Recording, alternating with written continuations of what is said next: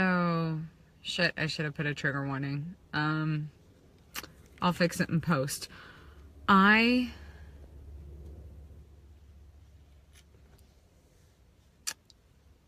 should be at work, but I'm not because my student decided to tear up my classroom and urinate on the floor. So the shampoo guys have to come in and clean my classroom. But I thought that I would tell you guys my story-ish because due to the nature of the way I experienced my trauma, I'm slowly but surely regaining bits and pieces of my memory. And I know I've been posting about how I feel kind of hopeless, and maybe if I explain to you guys why, you might understand. But I guess to start, you would have to go back to me and my ex-fiance back in 2006 or 2007. God,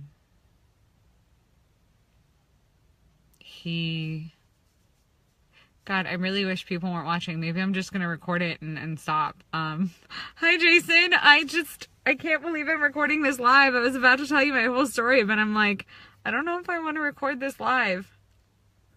Well, oh my God, so you're gonna leave because I said that? Well,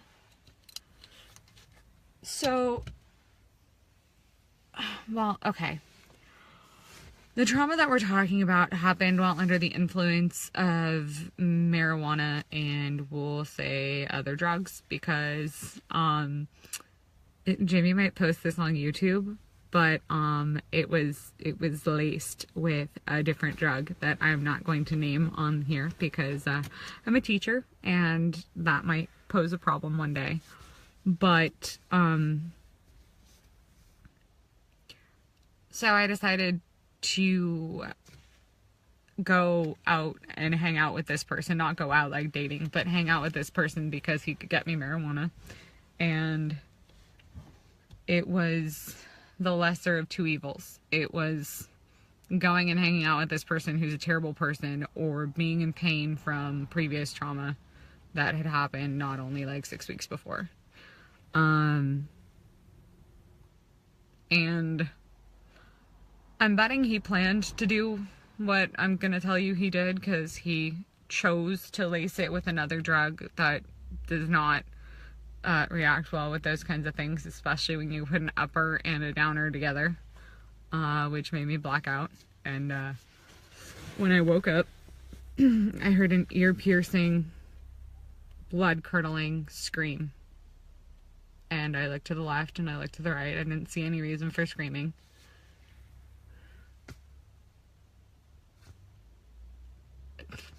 My mom, she came home, so I'm just recording this for you guys, and then I'll go inside. Jason. So I hear this scream.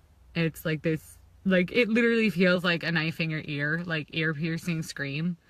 And so I look to the left, I look to the right, I see nothing. Like, all I see is his car. So I'm kind of like, what's going on? And I look straight, and I notice that my body is positioned where the lower half of my body is in the front seat of the car, and the upper half of my body is in the back seat of the car. I'm on the phone! Hold on.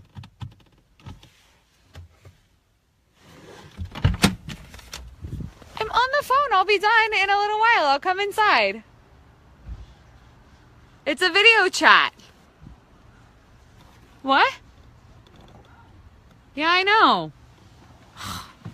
Sorry, Jason. Sorry, everyone else who's in here. This is interrupting. Anyway, so I notice that, before I should say that, I noticed that I'm completely butt naked. Like, I'm not wearing any clothing, which is not the way I started this evening.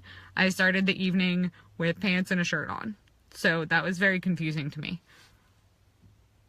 No, it's my mom. My mom is coming home and she's like, She's like, why are you out on the phone? I'm like, I'm making a call, which isn't exactly true, but it's kind of true, so it's true enough. No, I don't have kids, Jason. Thank God. Because right now, they'd be fucked. I'm in a pretty messed up place. But, so, I'm trying to figure out what the fuck the screaming is. And I look ahead, and this guy who I had been talking to moments before, or I don't know moments, but who I'd been talking to before, who I had talked to about what had happened with my ex-fiance who did rape me back when he and I were together. And I mean, in that conversation, when I told my friend or my ex-friend what had happened with the ex-fiance, he was smiling about it. So that should have been a red flag, but that's what happens when you're stoned. You don't realize these things. So I look straight, and he's literally on top of me, pressing my body into the console and attacking me and raping me in the backseat of a car. Like, in a car, and nobody around. It's nighttime, so nobody sees anything. But I'm screaming. Thanks, Jason. I'm screaming. I'm screaming loud.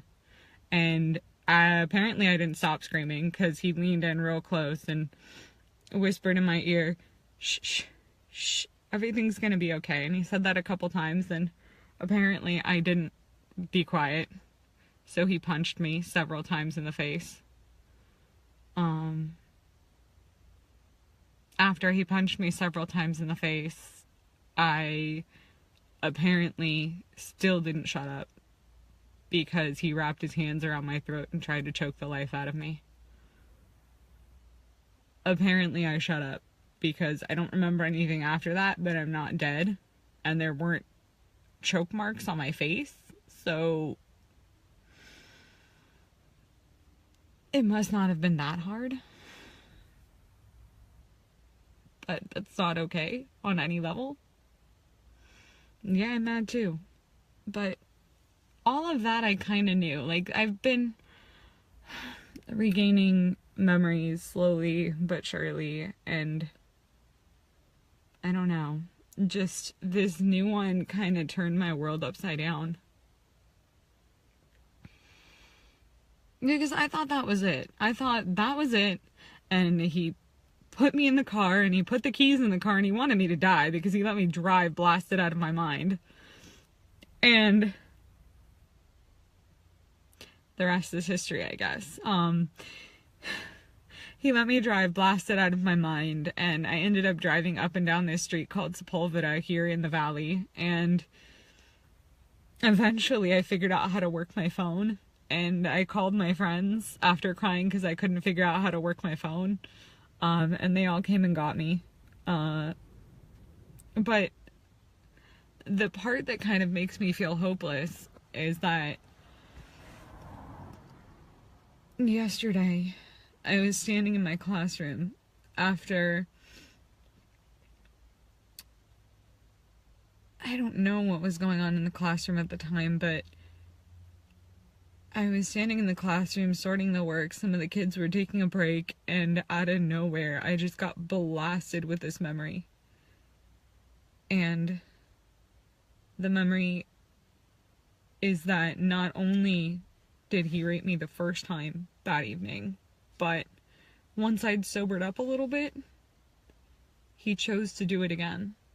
And that time I did fight back, because the memory of that is my face being smashed into the backseat of the car and him holding my arm behind my body and trying to break it to get me to do what he wanted me to do, or to just be calm enough for him to do it. And I don't know if I can come back from that.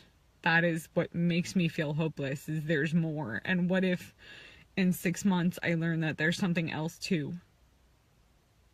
What if in 6 months I learn that there's another attack waiting to come out in my brain? Or I don't know. I don't know how to deal with that. I mean, I've been okay, but this means that in my short 31-year life, I've been raped 5 times by 3 different men. That's not okay for me. That's really, really not okay for me.